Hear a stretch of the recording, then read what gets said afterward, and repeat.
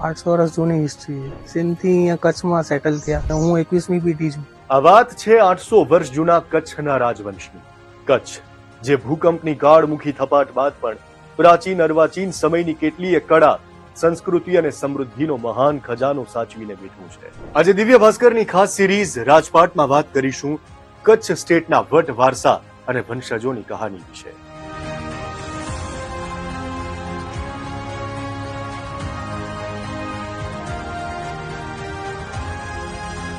કચ્છના રાજવી પરિવારનો ઇતિહાસ જાણવા અમે યુવરાજ પ્રતાપસિંહજી જાડેજા સાથે વાત કરી. કચ્છના રાજ પરિવારના મુઘલો કે અંગ્રેજો સાથે સત્તાકીય અને રાજકીય વ્યવહાર સારા હતા. આ એ જ કચ્છ સ્ટેટ છે જેણે 1962ના ચીન સાથેના યુદ્ધમાં ભારત સરકારને મદદ કરવા માટે 100 ટન સોનું આપ્યું હતું. વિલીનીકરણ સમયે ટ્રેનના 8 ડબ્બા ભરીને સોનું, ચાંદી, તાંબુ અને કરન્સી પણ રિઝર્વ બેંકને આપી હતી. આઝાદી વખતે કચ્છના રાજાને 3 ઓપ્શન મળેલા હતા. પહેલું, ભારતમાં જોડાઓ.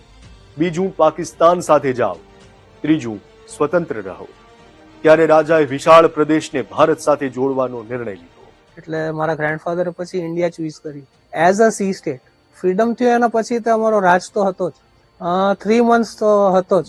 ગ્રેન્ડફાધરની કરન્સી હતી મારા ગ્રેન્ડફાધરની, જે આજે હું મારા હાથમાં પહેરું છું. આઝાદી પછી પ્રતાપસિંહના દાદા મદનસિંહજીને નોર્વેમાં હાઈ કમિશનર બનાવાયા હતા.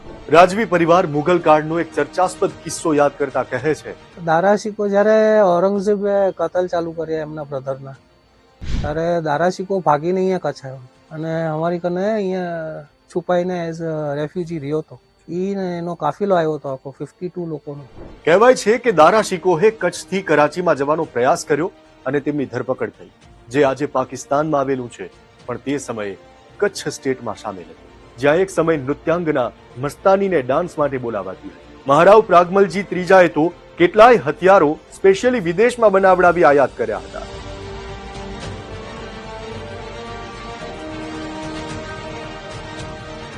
કચ્છ સ્ટેટ પાસે શરદબાગ, આઈના મહેલ, વિજય વિલાસ પેલેસ, ભુજિયો ડુંગર જેવા ઘણા પેલેસ હતા. પશુ પ્રાણીમાં ગાય, ભેંસ, ઊંટ, હાથી અને ઘોડા હતા. જોકે અત્યારે તો પરિવાર પાસે એક પણ ઘોડો નથી. ડેશ હાઉન્ડ પ્રજાતિના 7 ડોગ અને 2 પ્રજાતિના પક્ષીઓ જ છે. જ્યારે સિક્કા અને કેટલાક હથિયારો મ્યુઝિયમ સાથે જ સરકારને સોંપી દીધા છે. જ્યાં ટીપુ સુલતાને આપેલી હીરા જડિત તોપ અને તલવાર પણ મ્યુઝિયમની શોભા વધારે છે. ઢાલ તલવાર છે જે ટીપુ સુલતાને આપી હતી અમને, યુઝ માટે જ હતી. આ સિવાય રાજાશાહી વખતના ઘરેણા અને કેટલીક સિક્રેટ રેસીપીનો વારસો જાળવી રાખ્યો છે. મધર ઇન લો ભાવનગરના અને મારા આ કચ્છની રેસિપીઝ અને પછી રાજસ્થાનની રેસિપીઝ તો અલગ અલગ ટ્રાય કરતા હોઈએ છીએ અને બચ્ચા બી મિક્સ ટેસ્ટ થઈ ગયો. Rajasthani taste, Gujarati taste, Kutchi taste, આમ કોન્ટિનેન્ટલ બધું. આમ છેક કરાંચી સુધી જે કચ્છ સ્ટેટ રાજ કરતું હતું, તેમના વારસદાર આજે પણ ગાદી પર બેસે છે, ત્યારે પહેલું રાજ તિલક માર્કંડ દેવ કરે છે. રાજવી પરિવારે આ પરંપરા હજુ પણ જાળવી રાખી છે. વર્તમાનમાં કચ્છના રાજા હનુવંત સિંહજી અને મહારાણી રોહિણી દેવી છે. યુવરાજ પ્રતાપસિંહજી કચ્છનો વૈભવ વધારવાનો શ્રેય 17મા રાજા વિજયરાજજીને એટલે કે તેમના ગ્રેટ ગ્રાન્ડફાધરને આપે છે. મારા વિજયરાજજી બાવા બીકોઝ ઓફ ઘણું આર્કિટેક્ચરલ ડેવલપમેન્ટ ઘણું લઈ આવ્યા અહીંયા. ડેમ્સ ઘણા બનાવ્યા, પેલેસીસ ઘણા બનાવ્યા. એક ડેમ ઓવરફ્લો થયો, એનું ઓગરનું પાણી બીજા ડેમમાં આવ્યું. કેનાલ સિસ્ટમ, ચેનલ સિસ્ટમ, બધું ડેવલપમેન્ટ વિજયરાજજી બાવા લાવ્યા. Modern technology. આવતા સપ્તાહે આવા જ વધુ એક રાજ પરિવારની કહાની સાથે ફરી મળીશું. ત્યાં સુધી આપ જોડાયેલા રહો દિવ્ય ભાસ્કર સાથે.